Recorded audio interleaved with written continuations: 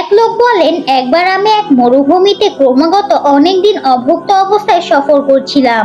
একটানা অনাহারের ফলে ক্ষুধা-পিপাসায় আমার বেশ কষ্ট হচ্ছিল। পরে আমি মরুভূমিতে এক প্রান্তে একটি ঘর দেখতে পেয়ে সেদিকে আগালাম। আমি কাছে যাওয়ার সঙ্গে সঙ্গে সেই ঘর থেকে একটি বন্যপ্রাণী ছুটে পালালো। আমি ভিতরে প্রবেশ করে দেখলাম সেই বিরান ঘরে এক ব্যক্তি কেবলার দিকে মুখ করে মাটিতে শুয়ে আছে। কিন্তু কাছে গিয়ে তাকে স্পর্শ করে বুঝতে পারলাম যে লোকটির দেহে প্রাণ নেই। আমি মনে মনে ভাবলাম, সম্ভবত লাশ খাওয়ার জন্যই বন্যজন্তুটি এই ঘরে প্রবেশ করেছিল। যাই হোক, তারপর আমি তার কাফন দাফনের উদ্দেশ্যে ঘর থেকে বের হয়ে কবর খননের ফিকির করতে লাগলাম। কিন্তু দীর্ঘ অনাহার ও পিপাসার কারণে আমি কোনো কাজে মনোনিবেশ করতে পারছিলাম না। এমন সময় কোথা থেকে এক ব্যক্তি এসে আমাকে সালাম করে জিজ্ঞাসা করলো, তুমি কি সেই ফকিরের দাফন সম্পন্ন করে ফেলেছো? আমি বললাম, এখনো সম্পন্ন হয়নি।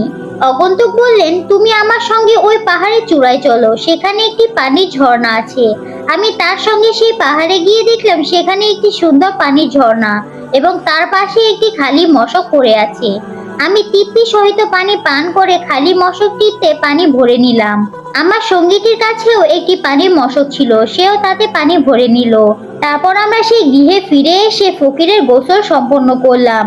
গায়ে যে ছিন্ন বসন জড়ানো ছিল তা দ্বারাই তার কাফনের ব্যবস্থা করে তাকে দাফন করা হলো। ফকিরের দাফন সম্পন্ন হওয়ার পর লোকটি আমাকে বলল, আসলে ওই ফকির ছিল এক মহান বুজুর্গ, অর্থাৎ বড় আল্লাহওয়ালা ছিলেন। তার নিজের মর্তবা সম্পর্কে তিনি নিজেই অবগত ছিলেন না, কারণ তিনি নিজের অপরাধ সচেতনতা ও আল্লাহ পাকের আযাব ও গজবের ভয়ে সর্বদা এতটা ভীত হয়ে থাকতেন যে তার ফলে নিজের বুজুর্গি ও কামালতের কথা চিন্তা করার সুযোগই পাননি। এই কথা বলে লোকটি অদৃশ্য হয়ে গেল। তারপর আমি সেই কবরের পাশে দাঁড়িয়ে কালামে পাক থেকে কিছু তেলাওয়াত করে বুজুর্গের রূহের ওপর বসিয়ে দিলাম এবং বুজুর্গের খেদমতের উসিলা দিয়ে আল্লাহ পাকের রহমত প্রার্থনা করে দোয়া করলাম। আল্লাহ পাক আমার দোয়া কবুল করলেন এবং দীর্ঘদিন যাবৎ আমি সেই বরকত অনুভব করলাম।